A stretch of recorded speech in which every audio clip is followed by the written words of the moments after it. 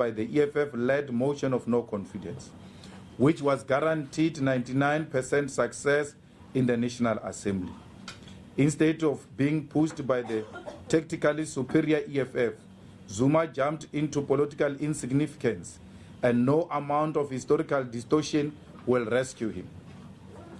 He is headed into the dustbin of history as corrupt, self-seeking imposter who thought he was more important and bigger than the Constitution and better than the organization that deployed him to political office. In his ignorant, arrogant, and political illiterate articulations, Jacob Zuma says he does not know why he had to leave the office of president, because those who engaged with him about his resignation are afraid and actually very scared of him. And we wish to take this opportunity to remind him of his many sins. But because there are many, we'll just say the few.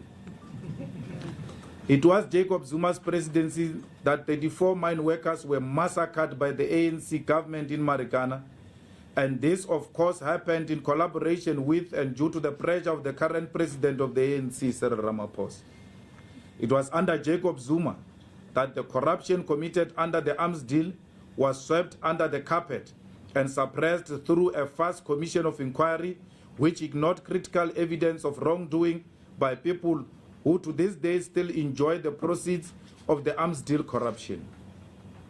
It was under Jacob Zuma that all strategic state-owned companies such as Eskom, Dinel, Transnet, SAA, SA Express, Safcol, CEF, Petro SA, and Prasa were auctioned off to a criminal syndicate network led by the Guptas, which laundered billions of rands out of South Africa and caused massive debts in the state-owned companies.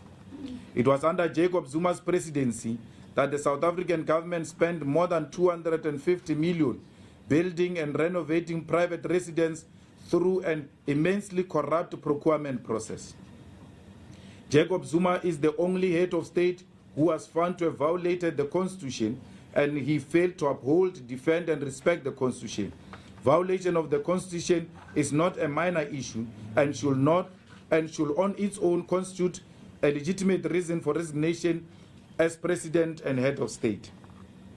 It was under Jacob Zuma that the strategic fuel reserves were illegally sold because certain individuals were paid bribes, to the extent that South Africa currently do not have strategic fuel reserves needed in case of emergency. It was under Jacob Zuma's administration that the criminal justice system, particularly the National Prosecuting Authority, the Hawks, the South African Police Services, Special Investigation Unit, were incapacitated to deal with sophisticated crimes. It was under the leadership of Jacob Zuma that the South African Revenue Services, SARS, was incapacitated and now cannot honestly collect revenue. It was under Jacob Zuma that the state dismally failed to deal with illicit financial flows, tax avoidance, and money laundering because Zuma's friends were busy shifting billions of rands out of South Africa. It was under Jacob Zuma that the Office of Public Protector was almost extinguished with recurrent insult, deliberate incapacitation, and non-cooperation from the executive, whose obligations included provision of full support to the Office of the Public Protector. It was under Jacob Zuma that white landowners continued to receive billions of rands of state money buying stolen land, which was never transferred to the rightful owners. Zuma cannot claim anything about land redistribution because he was too busy stealing and not focusing on important question of reclaiming the land. It was under the presidency of Jacob Zuma that South African Defence Force soldiers were deployed to fight illegal wars in the Central African Republic, and 14 of them losing their lives in a war that sought to protect Zuma's business interest. It was under Jacob Zuma's leadership that Colonel Muammar Gaddafi was surrendered to imperialist forces and got killed like a dog in events that resulted in regressive degeneration of Libya. It was under Jacob Zuma's leadership that Morocco rejoined the African Union despite its colonial occupation of Western Sahara to this day. It was under Jacob Zuma where theft of public resources became fashionable because institutions were weakened and no one could call anybody to order. It was under Jacob Zuma that the executive was unnecessarily ballooned and used as a means to dispense patronage and hand over government to incompetent and corrupt individuals. It was under Jacob Zuma that the state was forced to begin with procurement of unaffordable nuclear energy, which would have collapsed South Africa's budget. It was under Jacob Zuma that the corruptly awarded tenders to distribute social grants was declared legally and constitutionally invalid and therefore threatening the stability of the country. SASA is a crisis waiting to happen due to corrupt practices and bribes which Jacob Zuma is party to. It was under Jacob Zuma that public health care totally collapsed, signified with the Life Esidimeni massacre and many other public health institutions that have collapsed. It was under Jacob Zuma that the government debt grew by leaps and bounds to the extent that currently the state spends more than 200 billion annually servicing the debt. It was under Jacob Zuma that state-owned companies accumulated a lot of debt due to corruption, with Eskom currently owing more than 470 billion. It was under Jacob Zuma where the appointment of ministers and board members of key state-owned companies was shifted to the Gupta's-led criminal syndicate. It was under Jacob Zuma that the frequent cabinet reshuffles were conducted not with the purpose of improving government services to the people, but with the aim of perpetuating corruption and theft of public resources. It was under Jacob Zuma that the intelligence services were used for corrupt and narrow personal purposes, instead of being used as a means to protect South Africa from security genuine threats. It was under Jacob Zuma that the public broadcaster, the SABC, was significantly weakened and rendered dysfunctional through appointment of incompetent individuals into boards and management of the broadcaster. It was under Jacob Zuma that a relatively progressive minerals and petroleum resources development bill was not passed into law because Zuma was still protecting his own business interest, therefore causing massive uncertainty in the mineral sector. It was under Zuma that unemployment grew significantly and no real sustainable jobs were created. It was under Jacob Zuma that the economy stagnated and a huge number of South Africans live below poverty line. It was under Jacob Zuma and because of Jacob Zuma that Parliament was militarized, with police, the defense force, and violent bouncers deployed and employed to intimidate and suppress members of Parliament. Should I continue? With more reasons. We must further dispel the claim that Zuma gave free education to the country. Free education was as a result of fees must fall generation, which brought Zuma's government screaming and kicking to the table to concede on fee-free education. There are so many other reasons why resignation of Jacob Zuma is long overdue. And for him to claim ignorance of all this represent over-exaggerated sense of aloofness and self-seeking greed. Each and every one of these issues are reasons enough why Zuma's presidency was no longer bearable. The EFF patiently and relentlessly fought against Jacob Zuma's leadership of South Africa because he was a disaster, a post-colonial disaster who almost brought South Africa to its total collapse. The EFF is not sympathetic to Zuma's games of victimhood. He is a con man and a trickster who, when caught in the wrong, plays victimhood with an aim of misleading the gullible into supporting him. We call on all South Africans to not fall victim of Zuma's crocodile tears and victimhood games he plays every time he is in the wrong.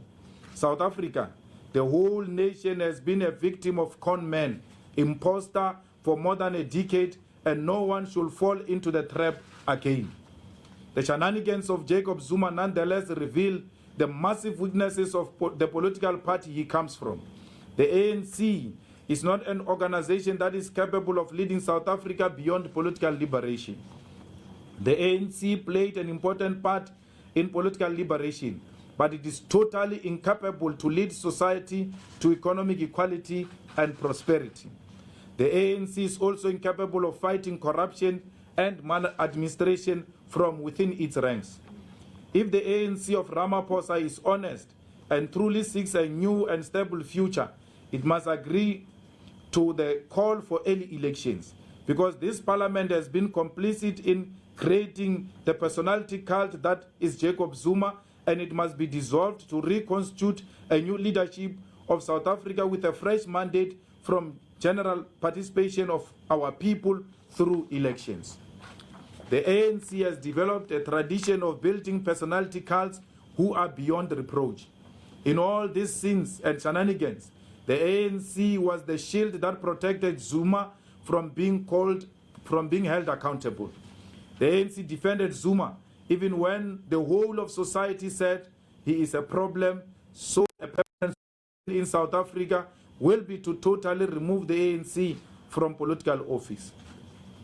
The EFF has no confidence in the entire leadership of the ANC, and therefore believes that even those who will be elected after Jacob Zuma will be nothing but substitute in the same corruption game and competition.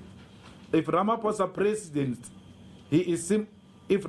becomes president, he is simply going to replace Zuma's corruption stooges with his own corruption stooges.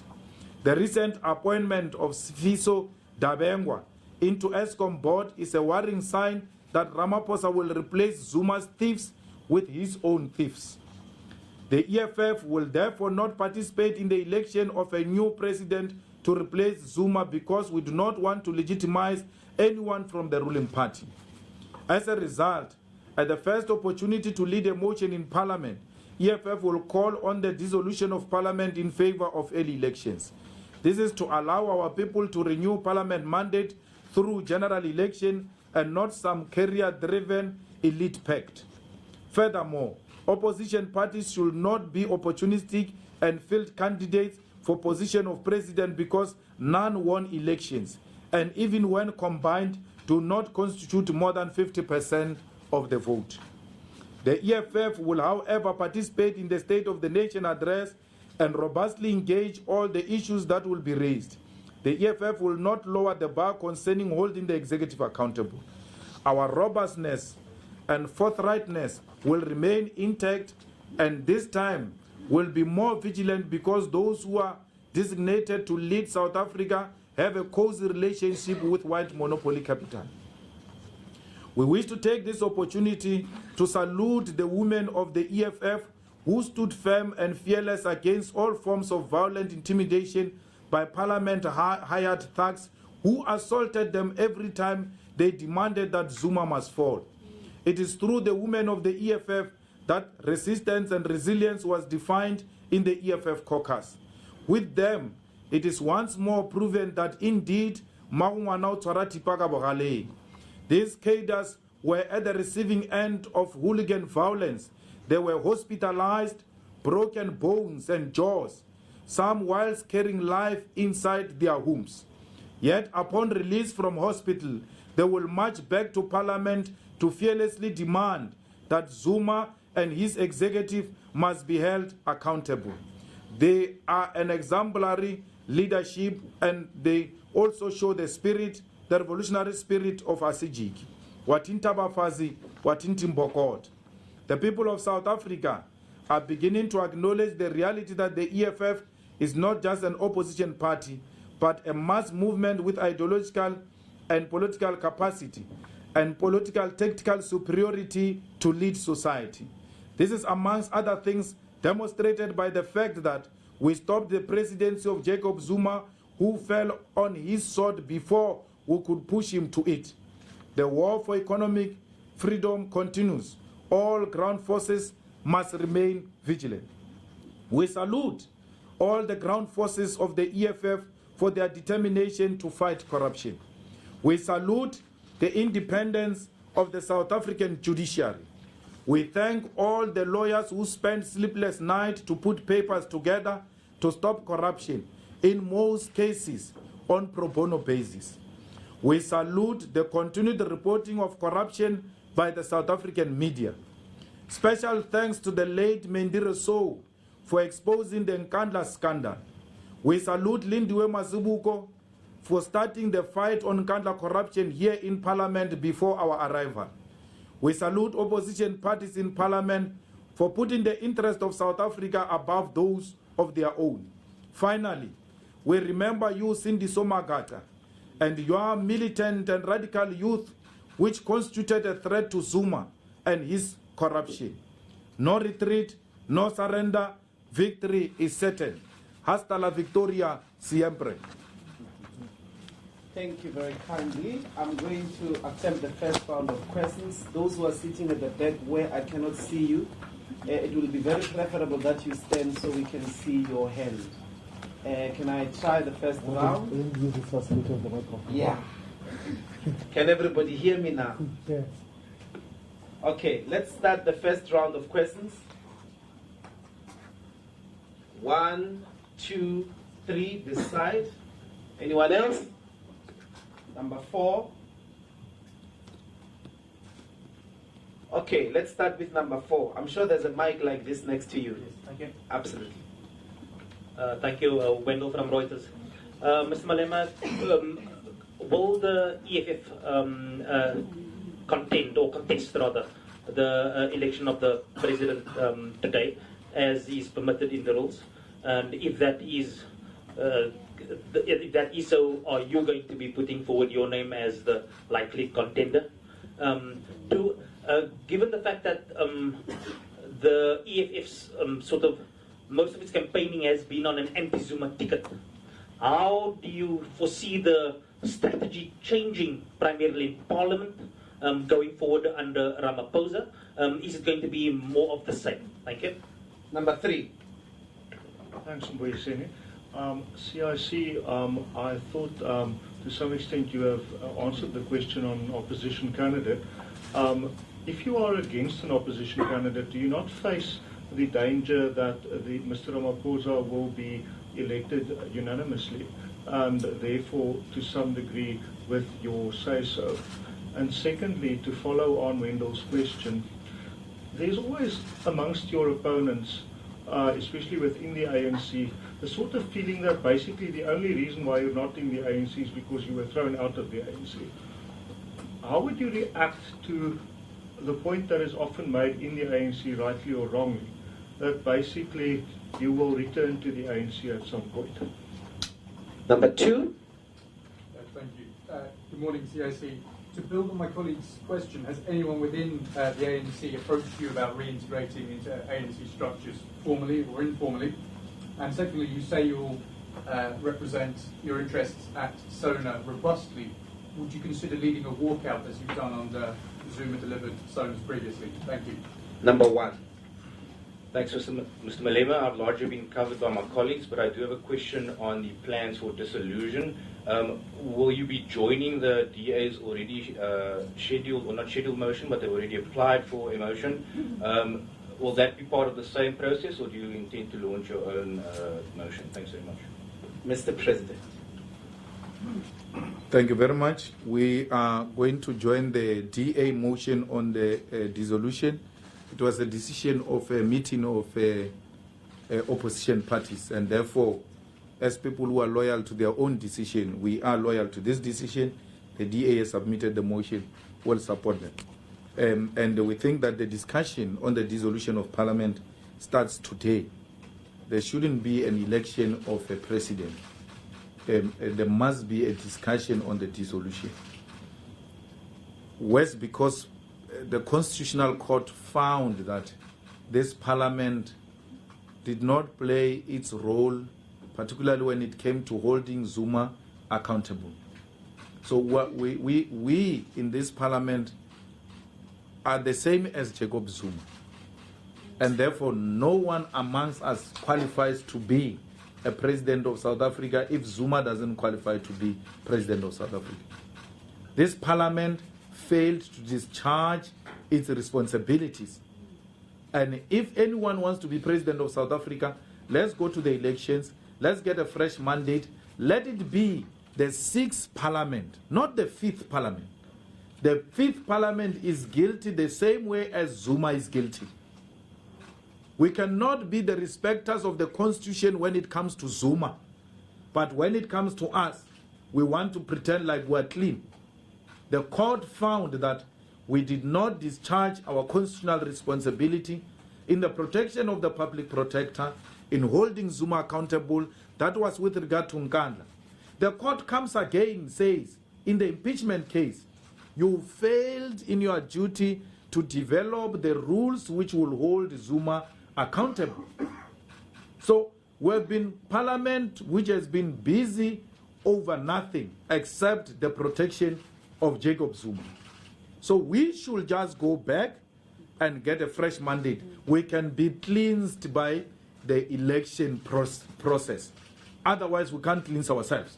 We have to go back and be cleaned by the masses. If the masses say, we love you with your constitutional violation, go back, then we'll come back. So it must be understood like that. Walking out of parliament is part of the acceptable practices, particularly exercised by the opposition. When the need arises, we'll do that. I was expelled in the ANC by Jacob Zuma, helped by Derek Hanekom and Cyril Ramaphosa. Cindy Somagata, when we launched an appeal, went to have a meeting with Cyril Ramaphosa in one of his offices in Sante, where Cyril said to Cindy, so you guys must appeal because Derek Hanekom has messed up this case. We never had an intention to appeal. When they expelled us, we had accepted and wanted to walk away until we were misled by Cyril, who wanted to shine and give Zuma an impression that he was on his side by expelling us. At the center of all those shenanigans was the big stomach Gwede Mantashe, the initiator, the man who spent sleepless nights to ensure that we are out of the ANC. So why would you come to me and tell me to come back to the ANC, which is led by the people who were at the center of our suffering? Cyril, Derek, Gwede. Zuma agreed with them because our youth league approached Zuma and said, we initially agreed that you will serve only one term. You must leave as a president of the ANC when we go to Mangaung. Zuma thought we were joking. We went to the NGC and won all the debates in the NGC. And Zuma saw the signs on the wall that these people are going to remove me because they won over the NGC of the ANC. That's when he joined the chorus of us being removed from the ANC. Initially, he was not agreeable to it because he thought our request to remove him was just a bluffing stance. We had no numbers. We didn't have the necessary influence. He was the most influential person in the ANC. But the NGC then gave him a wake-up call. And then he joined Gwede. Gwede didn't want us because we said he must be replaced by Fikile Mbalula. Gwede said to Andile Lungisa, if you chase me, I will chase you back until to the sea. He took that vow. Cyril joined the whole thing because he wanted to be in the good books of Zuma. But also, Cyril's father, Rupert, said the Youth League was an irritating mosquito in a room and it needs a doom. Cyril became that doom. So we threatened, we're a threat to the corrupt in the ANC, and we're a threat to white monopoly capital. They had a marriage of convenience when it came to the Youth League.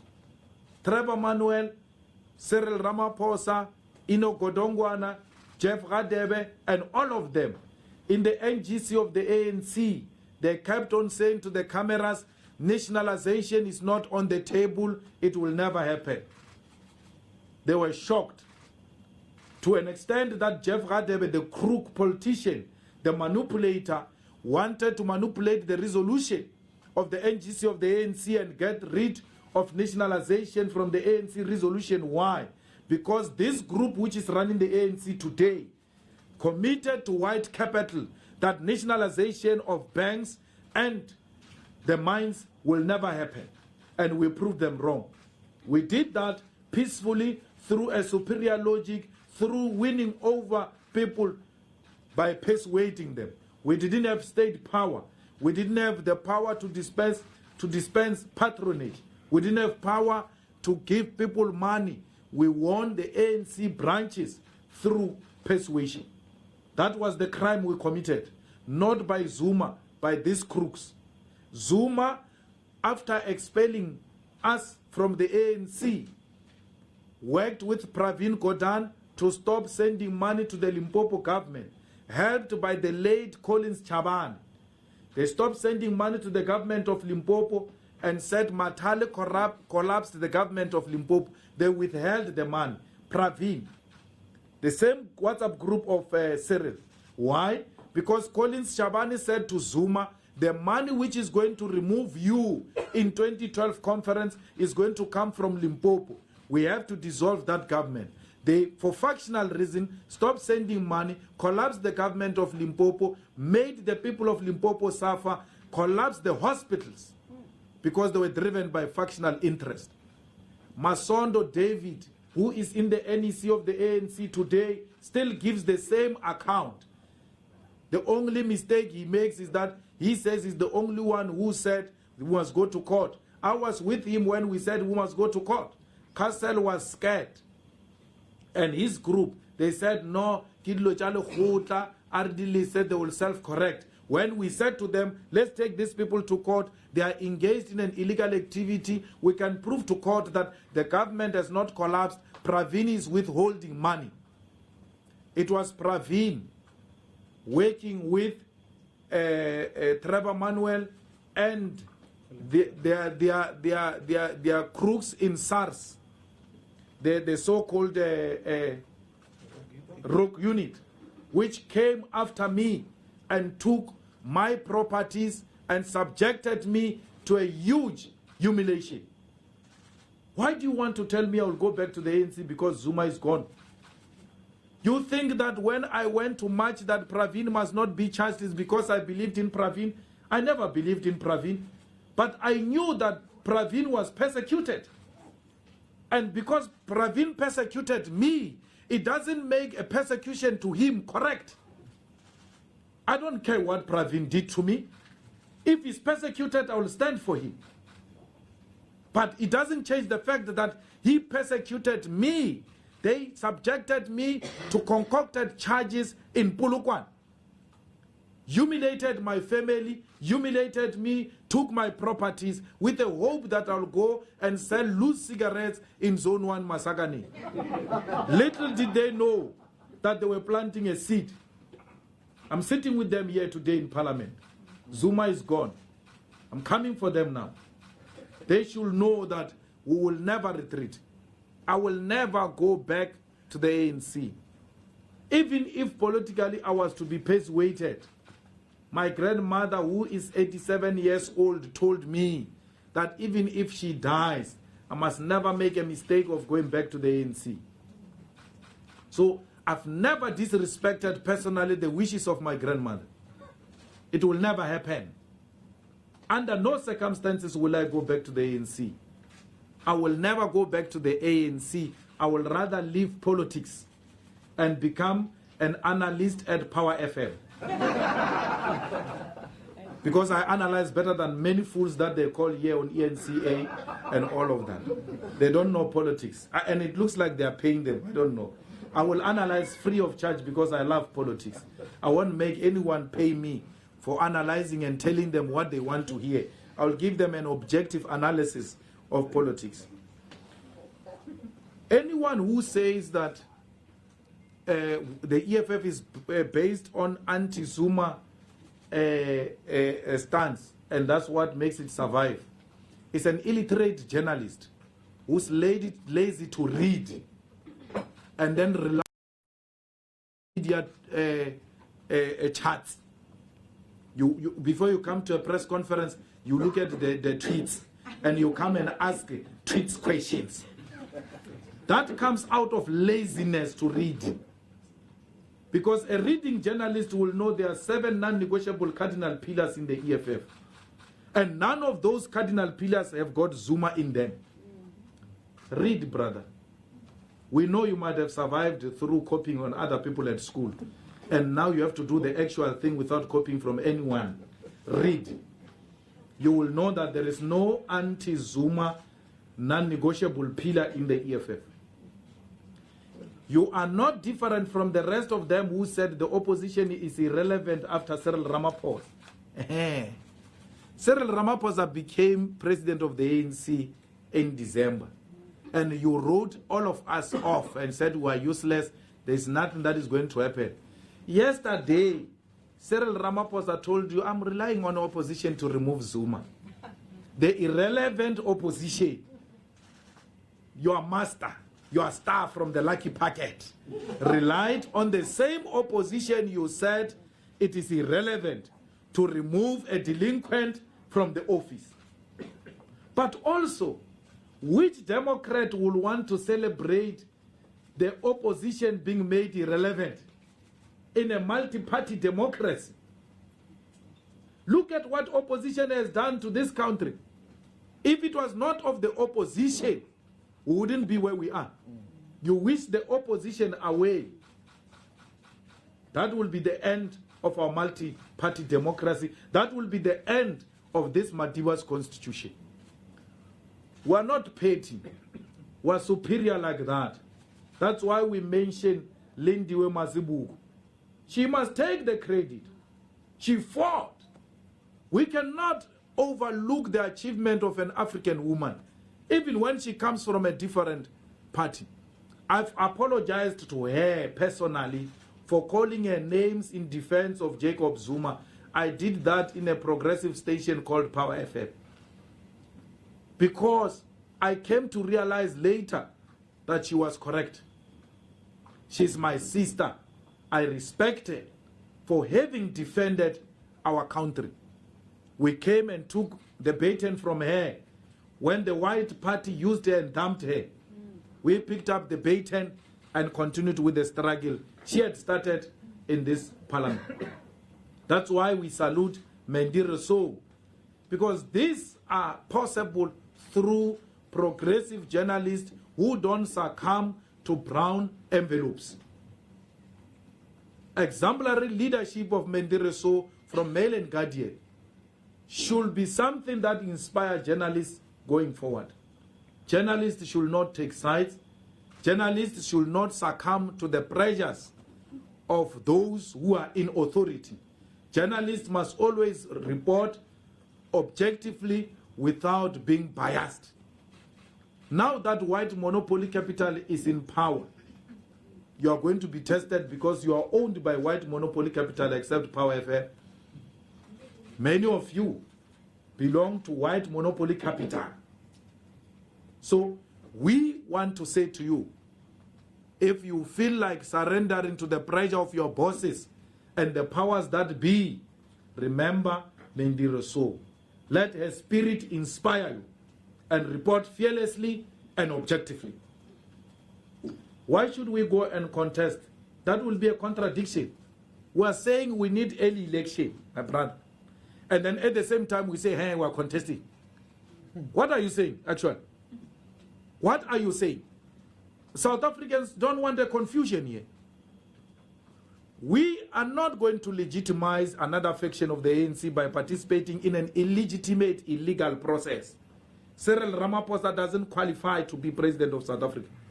If he thinks he's qualifying, let him go and run elections. Let him go and run elections. Let him get a fresh mandate like all of us. If I think I qualify, which I do think I qualify, of course, but let me go be cleansed by the masses through a vote.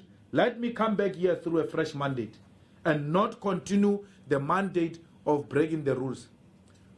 You're going to be elected president under the leadership of Balek Mbete, the most corrupt speaker of parliament, who has got no respect for constitution, who has got no respect for rules. We cannot allow that. Ramaphosa, you have to remove Malusi Gigaba. Because the budget Malusi Gigaba is going to present, it's a budget of Jacob Zuma's cabinet. Of thieving. Thieving. Too much thieving. If Ramaphosa wants to preside over such a budget of thieving, continue praising him. You still have got a lot to learn. Journalists do not learn. That's the problem. As those who praised Zuma and what they are writing today, you are making another mistake. This Ramaphosa goes and appoints Sfiso Dabengwa into ESCOM, his personal friend. The wife of Sfiso Dabengwa was the CEO of Shanduka. The court said conflict of interest doesn't question the capacity of individual. We're not saying Dabengwa is not qualified or doesn't possess the necessary skill, but his proximity to the appointer makes him an illegitimate appointed board member. Cyril Ramaphosa has started. Relationship of Cyril Ramaphosa and Sfiso Dabengwa is that of Jacob Zuma and Dudumie. Sfiso Dabengwa is a boyfriend of Cyril Ramaphosa, the same way Dudumie is a girlfriend of Jacob Zuma. Same. But you can't write about it because it doesn't suit the narrative of white monopoly capital. If it was Zuma, if it was Ace Mahashule who had done that, we'll not hear the end of it. We're asking for consistency. It cannot be acceptable capture when it is done by white capital and become unacceptable when it's done by foreign Indians who, by the way, their citizenship was still challenging. It was awarded by this crook which must come and present a budget and then we must clap hands for. The architect of state capture, Malusi Gigaba, must come and give budget. Cyril must be serious. We cannot, afford to have another day with Gigaba in the office. Our purse is in trouble as we speak now. We cannot continue to allow our purse to be in position of Malusi Gigaba.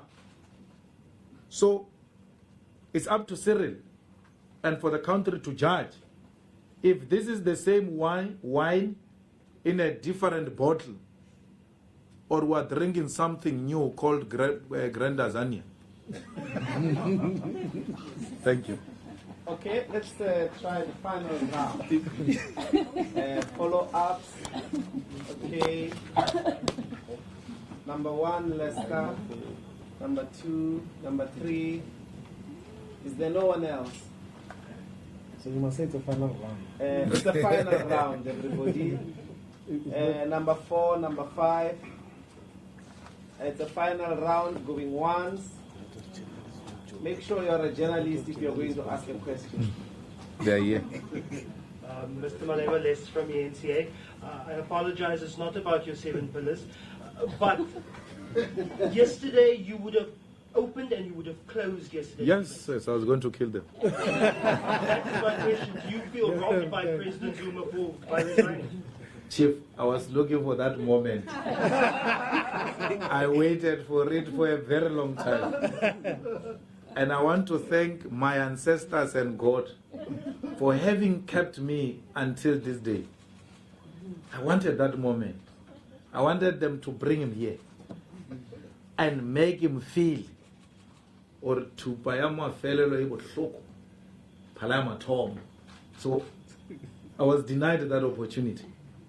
And when all this was unfolding, I wished that Cindy Somagaga was here to see a man who destroyed his promising future and sent him back to the village to be killed. He didn't do anything wrong, nothing. Everybody kept on saying, what was Magata's charge? Flowers.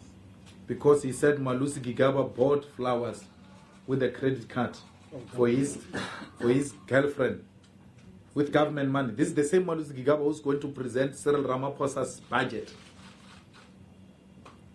made our friend, our leader, and the future leader of our children to be killed because he challenged the buying of flowers with a credit card of government. Sindiso is normal. But Zuma will know that.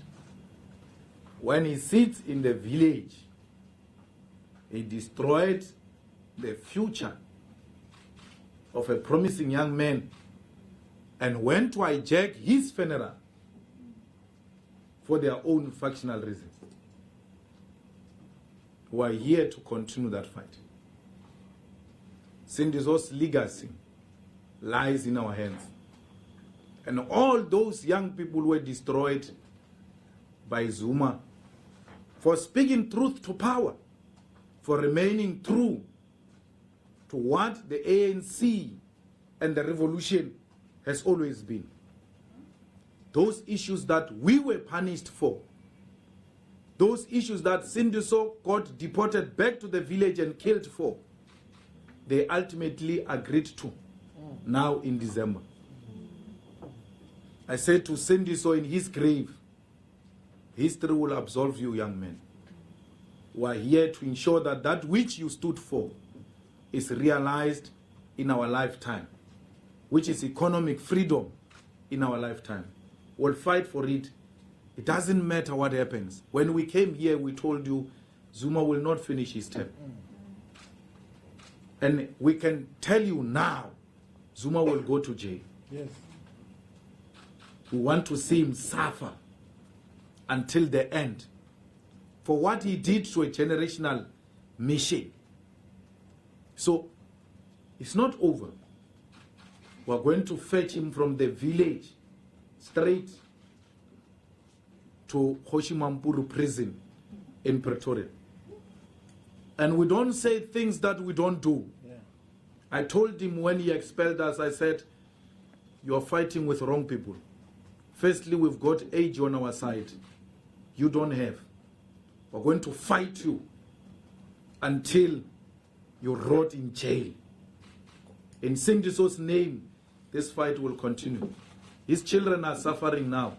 Sindiso's children become a responsibility of everybody. Every day when we wake up, there must be donations and all sorts of things because Gwede, Cyril, Zuma, Derek Hanekom connived to destroy the future of young people. For that, they will pay one by one. Cyril must know Marikana is still awaiting him. Why should I go and join the ANC when the people of Marikana have not received justice till today? They are not paid. No one has taken a responsibility to say we'll compensate those families. The day we go back to the ANC, that is the day those people are going to turn in their graves. We are here to fight. We don't care what we lose.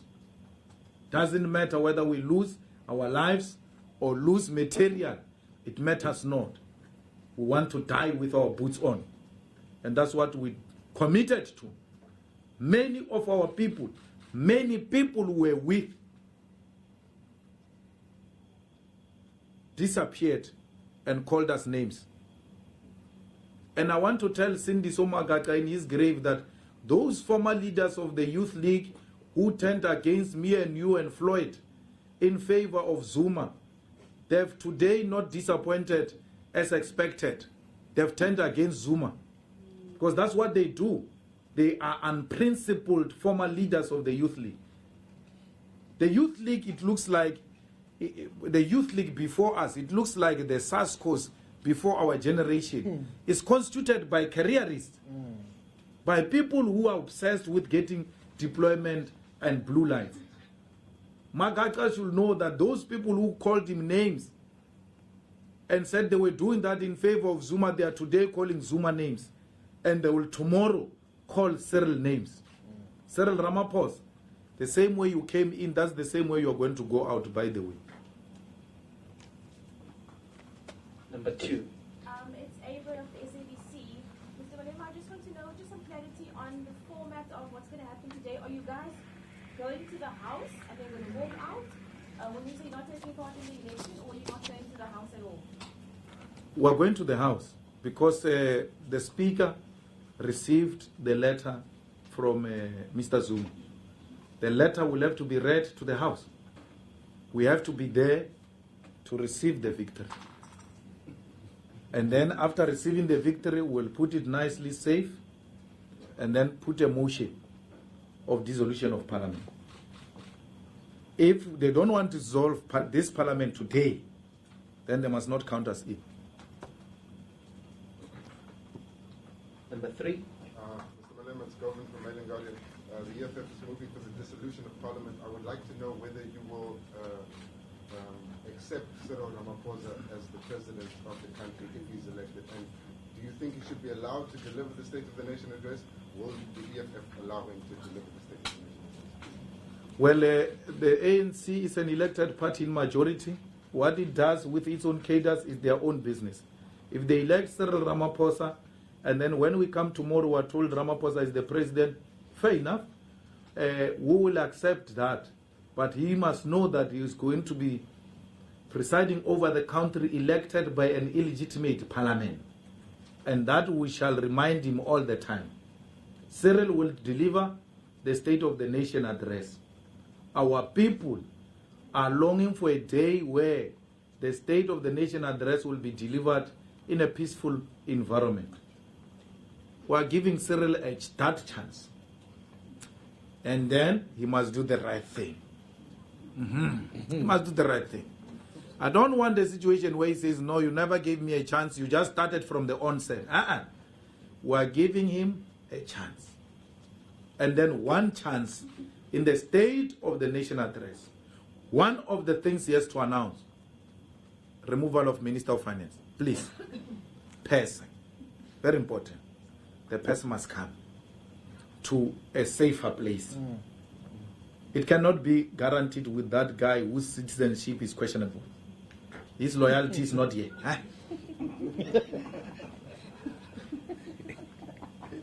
Number 4. Many Have you forgotten yourself? Number 4. We'll go to number 5. They are fine. They are all satisfied. Are you all covered?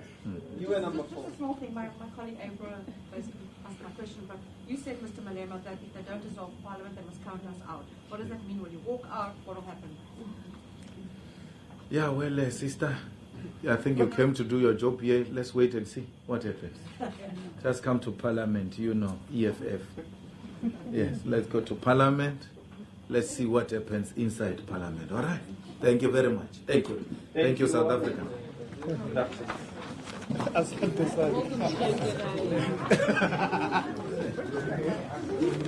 What? Oh, by time we'll meet somewhere. Or is it? By time, yes, we'll meet somewhere.